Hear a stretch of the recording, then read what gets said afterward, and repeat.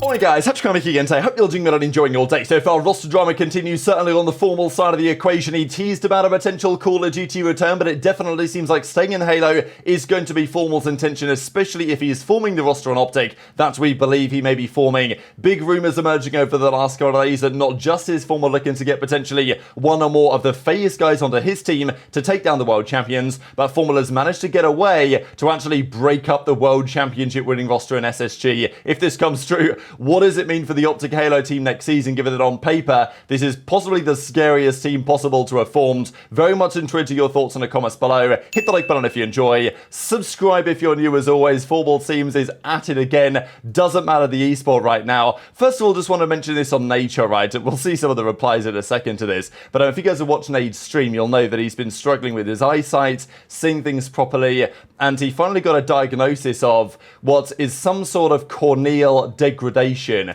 I think is how he described it, or degeneration. So effectively the cornea on the front of the eye is getting thinner and weaker, and effectively he's going to have some sort of corrective surgery for this. And well, at least he has been diagnosed, he knows what the problem is, he knows that it can be solved, and you know, I think it's going to be hopefully a good and positive thing for him, right? So wishing the best, of course, for Nature on that one. I just thought some of the replies here were quite funny, because Scrappy, and obviously, you know, it's his boss, right? You gotta think, oh, Nade, man, like, sorry to hear that, right? Like, hopefully it works out for you and all this. And Scrappy instead replies, damn, this guy's literally 80, his eyes don't work anymore. So, you know, I gotta carry this blind man in ranked play. So, you know, I'm sure it's gonna be fine for Nade. So, you know, I just thought it was pretty funny, really. But there were other replies as well from, you know, most people are saying, I hope everything goes okay, wishing the best or whatever. And Scrap's response is, you know, somewhat different, very Scrappy fashion. But I'm sure that he knows that things are probably going to be okay with Nature, and, you know, he's going to get the best possible treatment for this issue. Speaking of Scrap, though, this is a quite remarkable statistic, actually. The only player in the league to have a losing record against 0 other franchises. I'm guessing that the FaZe boys, they will have a winning record against everyone, apart from OpTic Texas, I imagine, right? Because, you know, who would FaZe have a losing record against? Probably only OpTic makes sense after what happened, you know, during Vanguard, for example, or Modern Warfare 2 is another example. This most recent year, of course, was different. But, yeah, these are Scrap's records against all of the franchises. So against Florida or Miami, he's never lost to them. 7-0 undefeated against, you know, Vickle, the Spaniards, whatever, right? We know how that goes. And, of course, Florida before, because I think he played maybe his debut series against Florida. I kind of forget now. I think Hicksy's debut in the league might have been against Florida in Vanguard. I don't really know. But anyway, Ravens Carolina 4-1, LAG 8-1, Legion 5-1, Surge 7-2, Thieves 9-3, and now he's joining that franchise. So some organizations, of course, he's played more than others. So, you know, Legion not played that many, Ravens not played that many times, but Rocker, Boston, and then, of course, you get to the big guns, where Subliners, it's 8-6 in his favor on the, you know, the times that he's been on the team, because Toronto as a franchise do not have a winning record against FaZe. But in the times that Scrappy has been there, they do, right? Certainly on LAN, they've kind of had their number. So for Scrap, it's 8-7 against FaZe. Although, as I say, I'm pretty sure that the FaZe boys have a winning record against, you know, Toronto overall. Just since Scrap's been around, it's a different story. And then OpTic is 5-5, so no losing record. That, of course, could change. I mean, if Scrap and Thieves start out the season, they play OpTic first game, they lose, then all of a sudden this is a different story. But, you know, as it stands going into the year, and would you expect this to change? When this year ends, what do we think this looks like? Does Scrappy have a losing record then against any of these teams? Because, of course, against FaZe and OpTic is very marginal, right? And Subliners are going to become Cloud9 very soon, and their team is okay on paper. But, yeah, for OpTic and FaZe, will OpTic get the better of Thieves this year head-to-head? Will FaZe get the better of Thieves this year head-to-head? If they do, then Scrappy's numbers might end differently. But, of course, on paper, that Thieves team is rather good indeed. But let's talk about some of the drama here. I thought this was interesting going around the other day as well. This is a screenshot from a legendary moment back in MLG history when the Halo scene was basically dead. COD had just had $1 million world championship, there were plenty of Halo players looking to make the transition to COD. The only two that made it work were FormaL and aBeZy, really. But others tried as well. And final boss, Ogre 2, Snipe Down, Snakebite and Ace, they came over and played this tournament against Complexity back in the day with, you know, I mean, look at this. Halo Goats versus COD Goats. It's you know, really cool to see, actually. Karma, Kremp, and TP. Now, I know this was going around just because X appears to be stairglitching here on Strike Zone Dom, and that's kind of true. But back then, the character models were slightly different. I'm pretty sure when you did this, you could definitely still be seen, and actually quite a significant portion of your body could be seen. So, you know, even Infinity Ward back in the day, they could find a way to solve some of these problems that they seem to be running into today. But yeah, he wasn't laying down here. I'm pretty sure you would just crouch in this spot as well. So it was slightly different. It was still a very good spot though, as you guys can very clearly tell. But the Halo world has been having a lot of drama recently, certainly because over the last couple of months, there's been a theory, is FormaL going to return to competitive Call of Duty, right? Is he going to come back? Is he going to make the return to Thieves? Nadeshot effectively,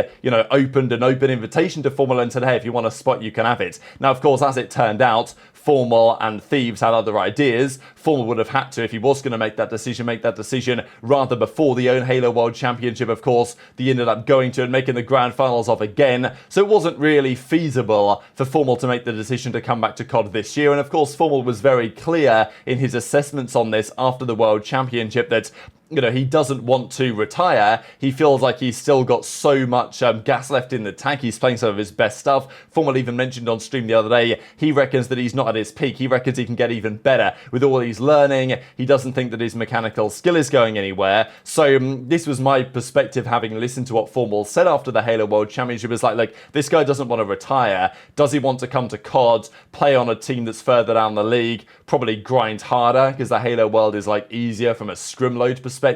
It just didn't make much sense. My theory was that it made more sense for FormaL to stay in the Halo world, but in order to do that, he wanted to form a God squad. That's what he made quite clear after the event. Is like, look, I'm not going to go through another year of getting seconds. If I stay in Halo and compete again, I am going to need a squad that I know can win most of the events. And we theorized, okay, maybe he keeps one of the old OpTic guys, but it turns out Lucid and Trippy and Dead Zone are all going to be gone. FormaL made that quite clear as well afterwards, that he's not going to play with those guys again. Maybe he thinks they're chokers. I don't know. Like, we know how FormaL is. This guy's monster mentality type player, and if anyone's going to have the keys to the OpTic Halo team, it's going to be FormaL, obviously. So then we thought, okay, he's going to go speak to the FaZe boys, try maybe, you know, get Renegade, get Frosty, see what happens there, try and find somebody else to beat the world champions. It was difficult to imagine that he could potentially find a world to actually break up the world champions, but that seems to be what's happening. I think COD is harder than Halo. No, I don't think COD is harder than Halo. I think COD is harder to be individually good at,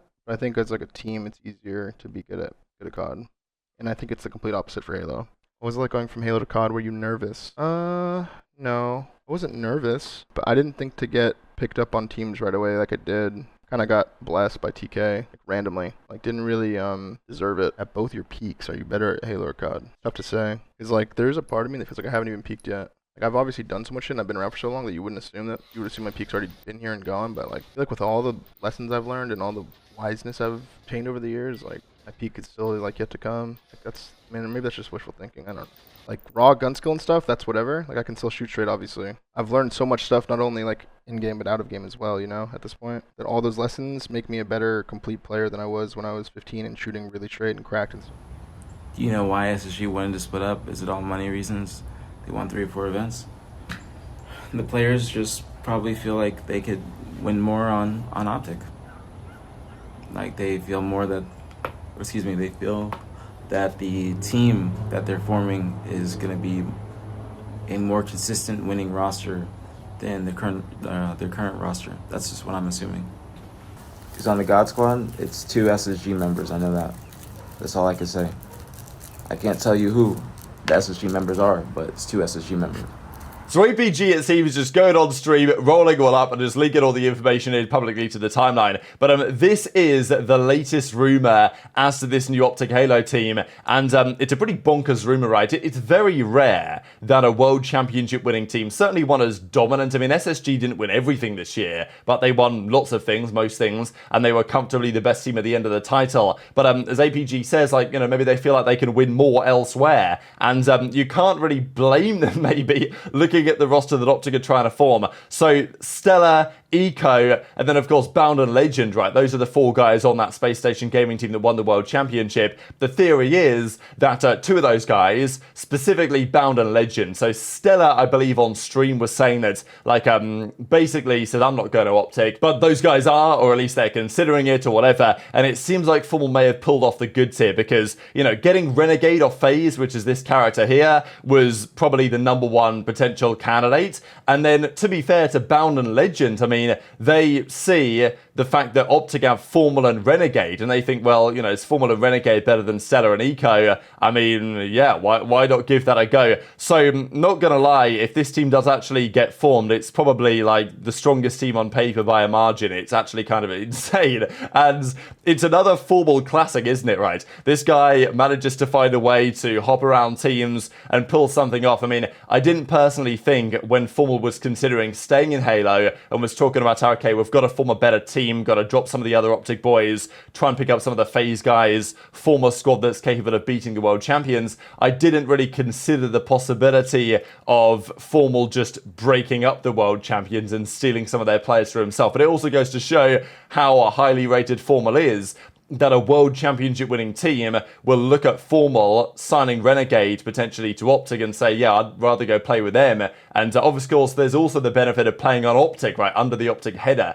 which is also very attractive. So, yeah, FormaL, it seems, has found a way to pull off an absolute masterclass here. And, you know, this is the theory right now. aBeZy is, of course, saying that, like, this is basically going down, that probably it is going to be Legend-bound FormaL and Renegade. And apparently an ex-coach said that that was the team, and then FormaL then came and said, why are you being a weirdo about it? And then he came in again and got perma-banned. So pretty funny, I guess. FormaL maybe didn't want this leaked, but whatever, it's out there now, and it's a deadly team, and on paper it's the best team next season. So yeah, it would be quite the wild ride, right? FormaL obviously forms this roster, which potentially on paper is going to be the best team in the game, wins the World Championship 22, second at Champs 23, second at Champs 24, and then tries to win Halo Champs 25. Like, there would be an absolute wild timeline, but you wouldn't count out FormaL, the greatest ever FPS player on a controller, putting this one off. So very much interested your thoughts as ever in the comment section below. Just one final thing,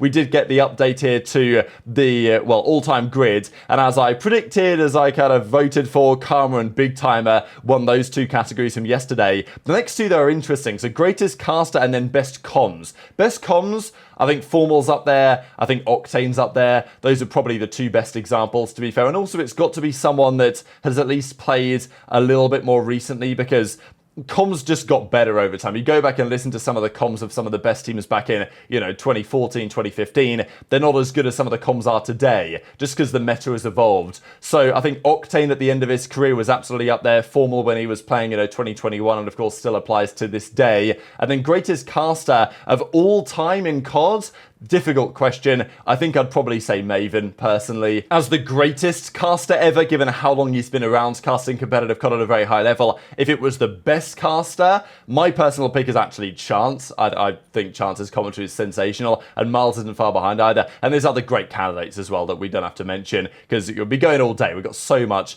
great talent in COD from a commentary perspective. But yeah, greatest I'd probably give to Maven for now. But very much interested in your thoughts in the comments. Hit the like button if you enjoyed. Subscribe if you're new. Take care, and I'll see you next time.